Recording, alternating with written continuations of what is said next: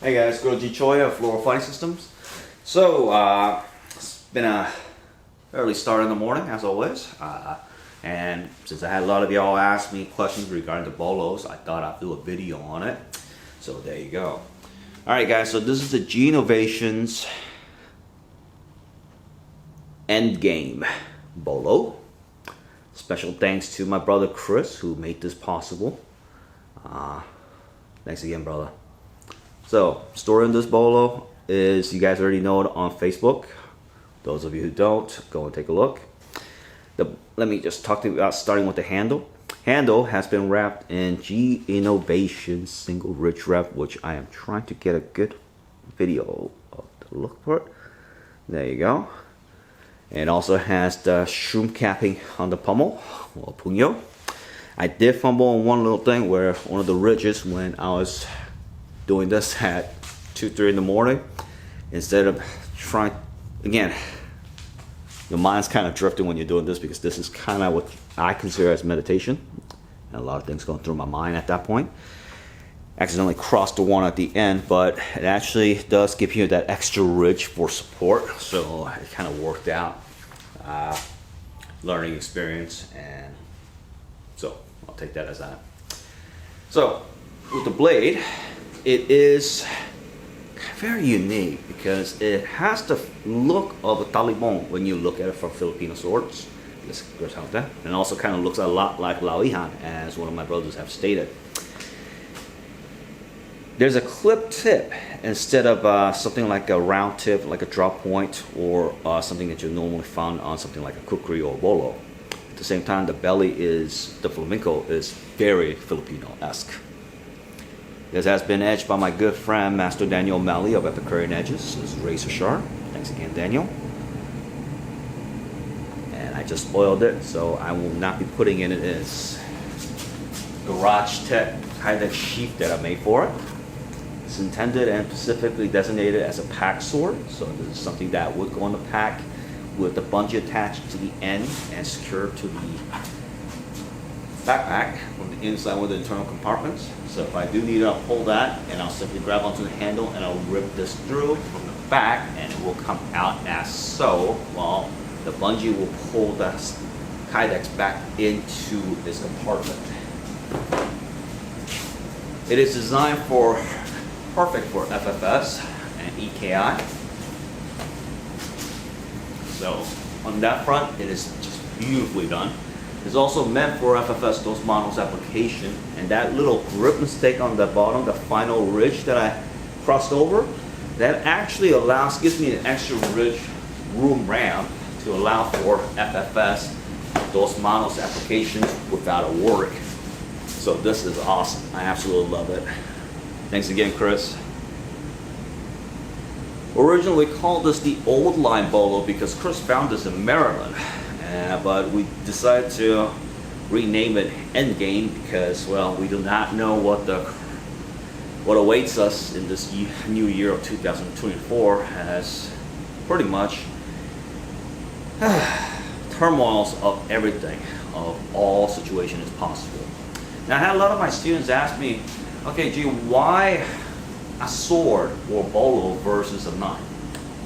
Allow me to explain the reason why on that one. The psychological effect of something like me pulling out a bolo like this will be terrifying and catastrophic towards if I'm running against a mass attack situation where multiple assailants are at play.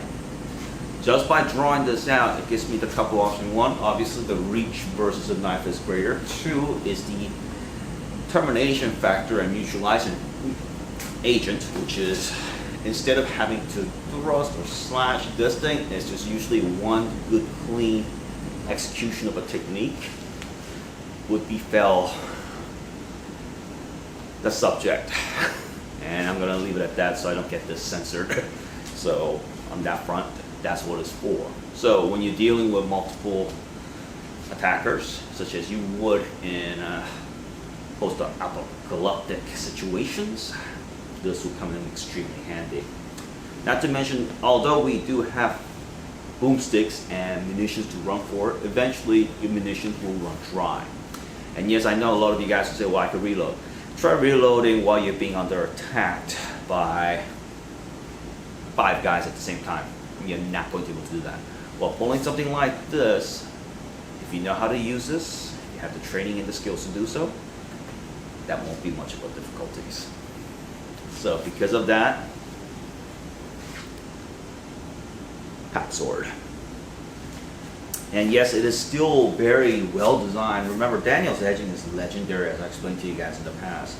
So I could use this to create shelter if I need to by cutting through the branches and pretty much whatever I need to for clearing, and it'll be just perfectly fine for that task also. And not to mention, if I hunt to something and if I need to delimit, this will do nicely.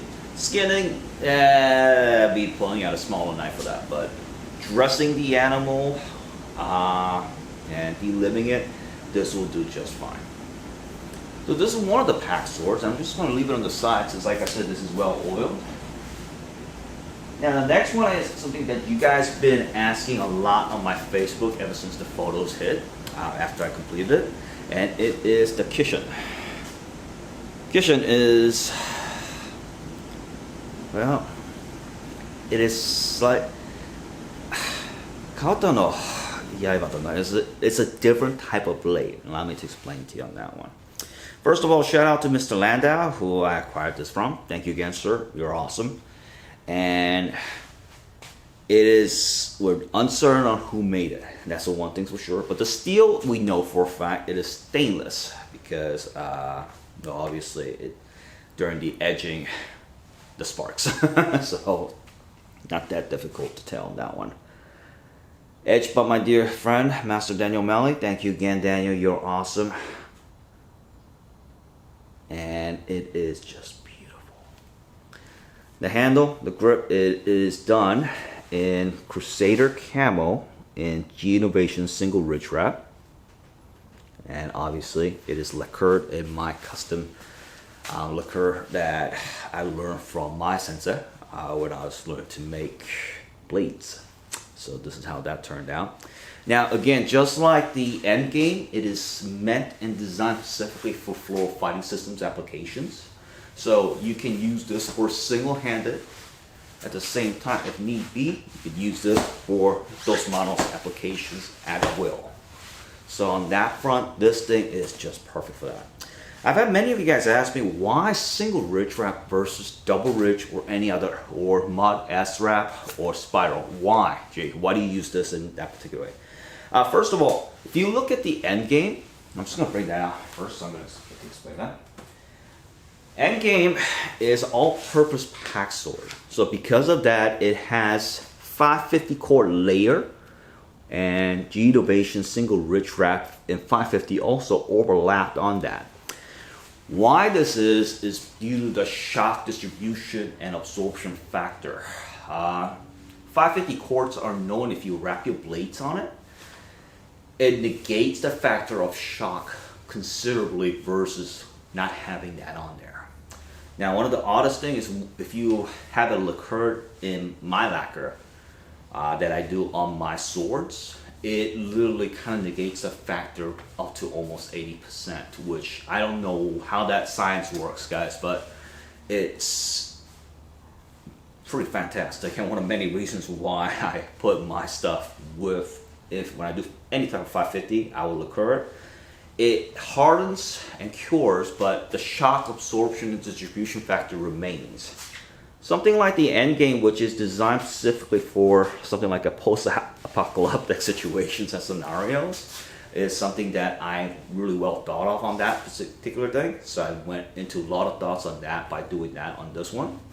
While on Kishin, Kishin's slightly different.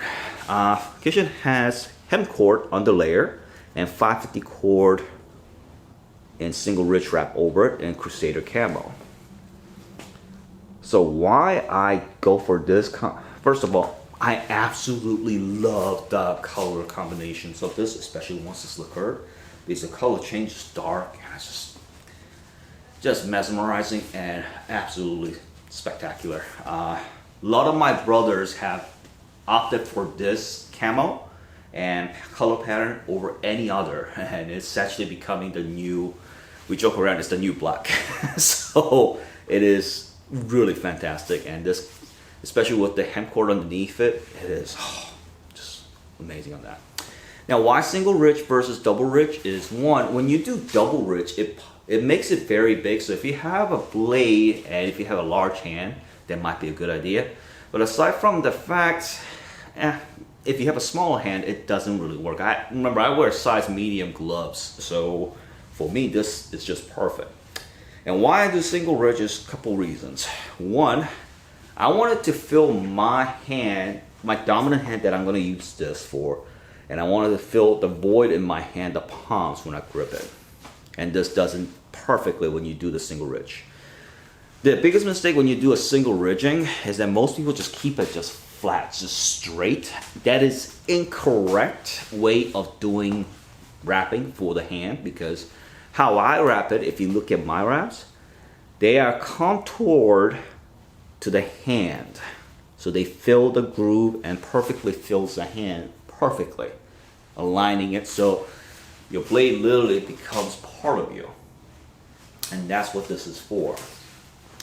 Now, another factor and reason why the single ridge wrap is for low light, no light edge orientation and operation.